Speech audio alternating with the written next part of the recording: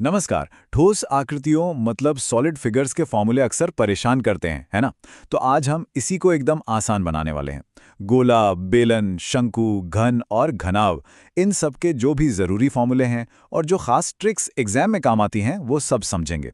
अगर SSC, railway या ऐसी ही किसी परीक्षा की तैयारी चल रही है, तो ये चर्चा बहुत काम आने वाली है। तो चलिए शुरू करते हैं। ठीक है। तो सबसे पहले हम उन आकृतियों को देखते हैं जिनका बेस गोल यानी सर्कुलर होता है। हम इन्हें एक साथ इसलिए देख रहे हैं क्योंकि इनमें एक जैसी बात है और यही चीज इन्हें याद रखने में हमारी मदद करेगी। शुरुआत करते हैं गोले यानी स्फीयर से। बस एक क्रिकेट की बॉल सोचिए। इसकी सबसे बड़ी खासियत क्या है?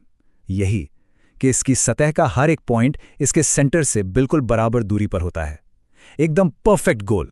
तो चलो सीधे उन फॉर्मूलों पर आते हैं जो एग्जाम में डायरेक्ट पूछे जाते हैं। गोले का जो पृष्ठीय क्षेत्रफल यानी सरफेस एरिया है वो है 4πr² और इसका वॉल्यूम यानी आयतन वो है 4/3πr³। अच्छा, एक और बात, अगर आधे गोले मतलब हेमिस्फीयर की बात करें तो उसका वॉल्यूम इसका ठीक आधा 2/3πr³ हो जाता है।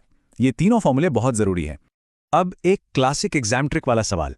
जरा सोचिए, अगर गोले की त्रिज्या मतलब रेडियस को डबल कर दिया जाए तो उसके वॉल्यूम पर क्या असर पड़ेगा? यह सवाल तो बार बार आता है। और जवाब है आयतन सीधा 8 गुना बढ़ जाएगा। अब ऐसा हुआ क्यों? क्योंकि वॉल्यूम का फॉर्मूला रेडियस के क्यूब यानी r³ पर डिपेंड करता है। तो जब रेडियस r डबल यानी 2r हुआ तो वॉल्यूम 2 का क्यूब यानी 2 गुणा 2 गुणा 2 इक्वल टू 8 गुना हो गया। ये ट्रिक हमेशा याद रखनी है। हमारी अगली सर्कुलर आकृति है बेलन यानी सिलेंडर। इसको समझना तो बहुत ही आसान है। सोचिए एक पानी का पाइप या कोई कैम। इसमें ऊपर और नीचे दो बराबर और समानांतर सर्कुलर बेस होते हैं। बेलन के फॉर्मूले काफी लॉजिकल हैं। इसके वॉल्यूम को देखिए, πr²h। ये असल में और कुछ नहीं बल्कि इसके सर्कुलर बेस के एरिया πr² को उसकी हाइट h से गुना किया गया है। इसका कर्व्ड सरफेस एरिया यानी घुमावदार हिस्से का एरिया है 2πrh और टोटल सरफेस एरिया में हम ऊपर और नीचे के सर्कल को भी जोड़ देते हैं जो बन जाता है 2πr × r+h। अब शंकु यानी कोन पर आते हैं।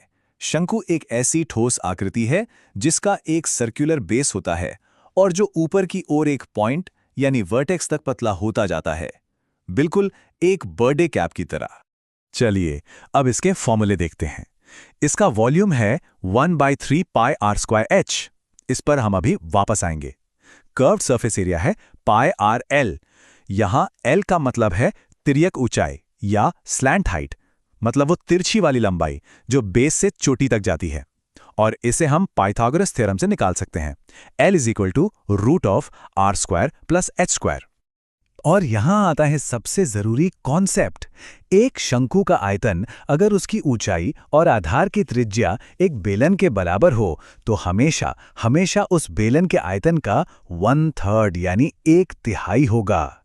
ये रिलेशन इतना इंपॉर्टेंट है कि एग्जाम में घूम फिर कर आता ही रहता है। चलिए अब चतुर्भुज ठोसों की ओर बढ़ते हैं। ये वो आकृतियां हैं जिनके चेहरे या फेसेस क्वाड्रिलैटरल होते हैं। इसमें हम घन और घनाभ को देखेंगे।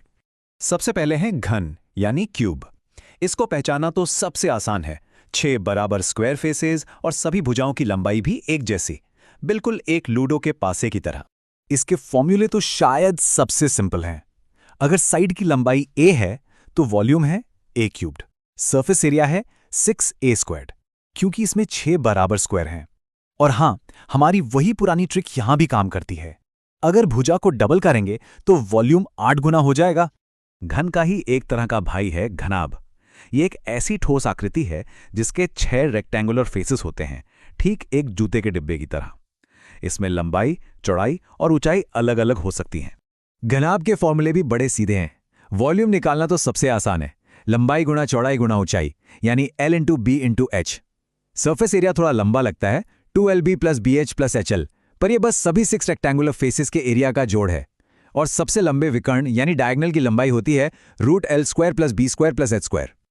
अच्छा, तो अब जब हमने सारी आकृतियों को समझ लिया है तो चलिए सबसे जरूरी हिस्से पर चलते हैं, एग्जाम की स्ट्रैटेजी। इन फॉर्मूलों को असल में परीक्षा में इस्तेमाल कैसे करना है। ये स्लाइड एक तरह से रिवीजन के लिए चीट शीट है।